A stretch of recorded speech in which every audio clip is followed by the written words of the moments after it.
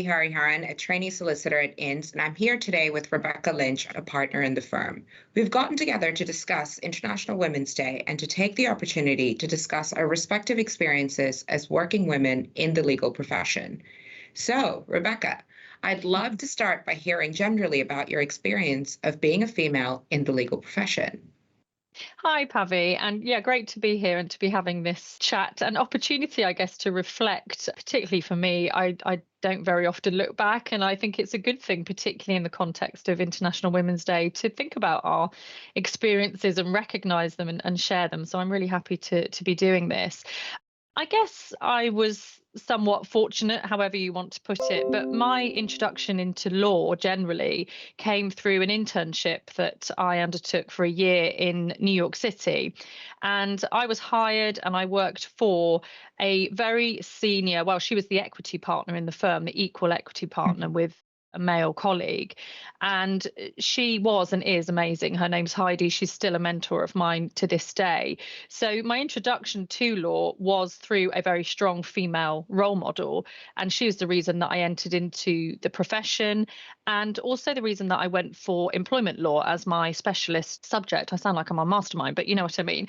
So when I came back to the UK and I qualified, I went into employment law, and it is a sector that is very female heavy. You know, we do have plenty of males in the profession, but it's certainly predominantly female. So throughout my career as a junior leading up to partnership, I had female bosses, very strong, equitable, fair, tough, female bosses that pushed me along and made me realize my potential. I guess for me, it was in the context of, the working in the wider firm, maybe being a trainee, being a junior, working with clients, working with other colleagues. That's, I guess, where I probably witnessed those sorts of things happening. Again, I was fortunate. I guess what I'm interested to know from you, I mean, this is 20 years since I qualified, I'm sad to say, but have things changed? I really hope you're going to tell me that they have, because I know in other sectors outside employment law, things are not so equitable. What's your experience been as a junior lawyer? Well, I have to say, mine has been fairly positive as well. And I think much like you, it's mostly because I had very strong female role models and male role models who really did believe that fairness in the workplace was a concept that they needed to perpetuate. And they really took a keen interest in just looking at me as a person, irrespective of my gender, and tried to provide me with opportunities to really fulfill my potential, whether that was as an intern or, working as a paralegal. I think I've genuinely had a more positive experience than not. But I think this is also because I interned at the UN, and the UN is a very, very different environment to most other workplace. But with that said, I would be lying if I said I hadn't come across instances in other workplaces, depending on the sectors where you work in, where I have had partners who potentially, expected less of me almost because of the way I dressed or because I put in some effort into how I looked. And I've also had, many, many instances where I've had friends working within the legal profession tell me of various forms of mistreatment, whether that was in a physical context or whether that was, just almost just dismissive behavior, I suppose. I think you're absolutely right. And obviously, as an employment lawyer, I've acted for a lot of clients who've been subjected to discrimination. And I've acted for plenty of female lawyers, a lot of sexual harassment issues, very overt. And so it's definitely still out there. There's no question. I just hoped it was diminishing. And maybe it is in some ways. I think that unconscious sort of bias that you're referencing there, that's still very much prevalent. And I guess that's perhaps a generational thing. We still have a generation of people within the profession that, will have grown up in an environment where women were treated as, lesser than men. And which kind of leads me into my next question, which is about clients. I think the slightly tricky area is clients. And I know personally, that's an area, particularly as a junior lawyer, much more difficult to navigate. I mean, I've certainly been treated in a lesser way by clients because I was female, and definitely because I was young. I mean, that's the other kind of big area of discrimination, I think, in our sector. What's your experience been with clients as a junior lawyer now? It's interesting you ask, because actually I've only had one experience that with a client that has, but it was such a strong one that it's kind of stayed with me. So I had a client come into the managing partner's meeting room at a previous workplace, and I feel like every woman would recognize this look, that look when they just, when he just looked me up and down, didn't say anything. It wasn't that he approached me inappropriately or anything like that, but it was just that look that made me so very uncomfortable. Yeah. And because it was a look and nothing else, there wasn't very much that I could really do about it. But I was very grateful, because obviously the managing partner did recognize it. And although there wasn't Good. anything to be done, it didn't go unnoticed, because it was truly that obvious. We all know the look, by the way, of course we do. We get it all the time, don't we, everywhere in life? Yeah. But I think in that professional context, that's so hard. I definitely have that. Yeah. I mean, I think that's still very much present. I think it is really difficult, isn't it? Because it's not something you can call out the person on. I mean, clearly they're going to be like, what are you on about? I haven't said anything, I haven't done anything. And of course, when it's a client, we're always navigating that line of clearly not accepting and not condoning unacceptable behavior, but equally, trying to obviously keep things cordial and keep that client happy and retained. So there is an extra pressure, I guess, that's there, whether you recognize it or not. I think what you said about the managing partner there is really important, because I guess what you can do in that context is support the person, is recognize it, rather than everyone just pretending it didn't happen. Even if you can't speak to the client about it, you can speak to each other and you can say, that was horrible, that is not acceptable. We need to watch that person. Right, next time, if you're not happy to be in the room alone with him, or if you don't want to come to the meetings, that's absolutely fine. We'll find you something else just as good to work on. But it's up to you. If you want to carry on, we'll support you and we'll protect you. More than anything, I didn't feel like I should be the one to raise it. But at the same time, it did make me truly uncomfortable, because, having studied the law and starting out and trying to do a good job, et cetera, I think those things are what you should be judged upon, as opposed to your appearance. The fact that the managing partner was, willing to say, hey, that was weird, are you okay, meant a lot, because, I felt as though if something worse happened the next time around, I felt as though I could approach him and just say, brilliant, this is what has gone on. Not comfortable with it. I don't want to be placed in this situation. Brilliant. Well, it's that senior ally, isn't it? And I think absolutely the same as you. I like to think I can sort out my own messes, but absolutely, particularly as a junior, you need that senior ally, and you want that senior ally. It's not even a need. You should want that, and you should have that. I think, we're talking really about objectification here, aren't we? The one that springs to mind for me, burnt in my memory, similar to yours, was actually a situation with a barrister. When I was a junior, I was invited to a silk party, but while I was there, another barrister in the same chambers, I guess he was sort of mid-60s as well, a bit like your guy, groped me. I was just standing there. I had been chatting to him, having a perfectly lovely conversation, and sort of moved away to talk to someone else. And I sort of felt something on my bottom, looked over, and he was literally groping me.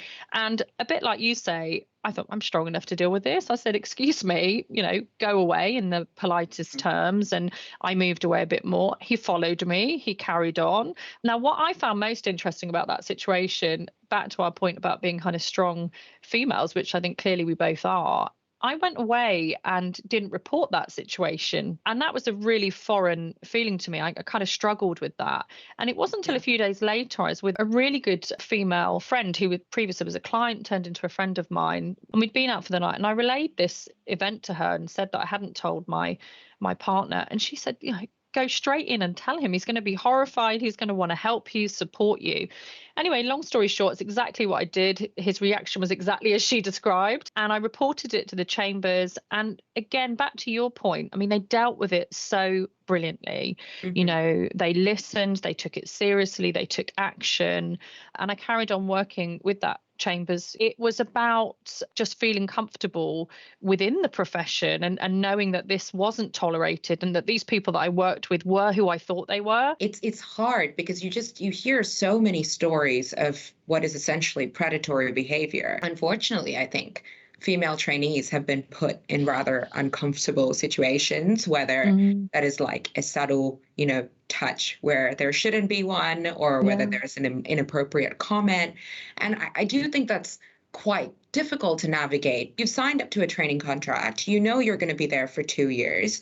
More than likely, there are going to be chances that you come across this person again, especially if that person is, a senior associate or a partner that you're working with. And it might be that you really want to go into that specific department regardless, because that's what you're interested in. And I think it puts you in this weird situation where you know what the right thing to do is, but you don't necessarily know if you should do it because it might have negative consequences on you. I think you're absolutely right. And I always say to people as an employment lawyer, when they're coming to me as their client, often things that have happened to them affect other people and they feel a great burden of responsibility to do something to protect others. And I think the same advice that I give to them applies here, in the sense that, yes, that's brilliant. And of course, if we never did anything, nothing would change. And we do have to have a collective responsibility. But first and foremost, I say to them, you need to look after yourself. You need to do what is right for you. But I think actually then the responsibility is on the others in the firm, right? They're not blind. They see these things. And I just thought of a situation, as you were saying that, where I witnessed something at a Christmas party, a senior male colleague being entirely inappropriate with a female trainee. And I reported that separately. And I sort of quietly inquired as to whether the trainee in question had reported it or wanted to, and kind of got the vibe that they had dealt with it on the night and they didn't really want to make a big thing about it. So I respected that. But I took that step as a female partner to say, no, that's not acceptable, and someone needs to have words, however it's done, to make sure that nothing happens to the trainee in question, but that we don't tolerate that behavior. And we see these things happen, and we have to take responsibility to help to protect our colleagues and to create that culture and that environment that enables those juniors to speak up if they want to, but equally they don't have to. That's not their responsibility, that's not their job, and they shouldn't be put, we shouldn't allow them to be put in that position. See, but this is why, I think it's so good to have mentors, male or female, people you can have these open conversations with, who, who have your best interests at heart, and who are going to look at the situation for what it is and say, I'm sorry you went through that. It's not appropriate. These are the options you have, don't be afraid. And just have an honest think about what it is you want to do, because like you said, the responsibility falls on everyone. But I think sometimes when you're in these situations, you often do feel like you're on your own and you have this 100%. big decision to make. And also then almost normalizes the fact that it is okay to have these conversations and it is okay to share your experiences. And then it's not just you. I mean, to go back to your point, you often feel very isolated in that situation. And when you talk, you realize, in a good or bad way, it's not just me. It happens a lot. It doesn't have to be a big deal about you, your career, because actually when you talk and you realize, okay, this happens, this is dealt with, it's not acceptable, we can move on.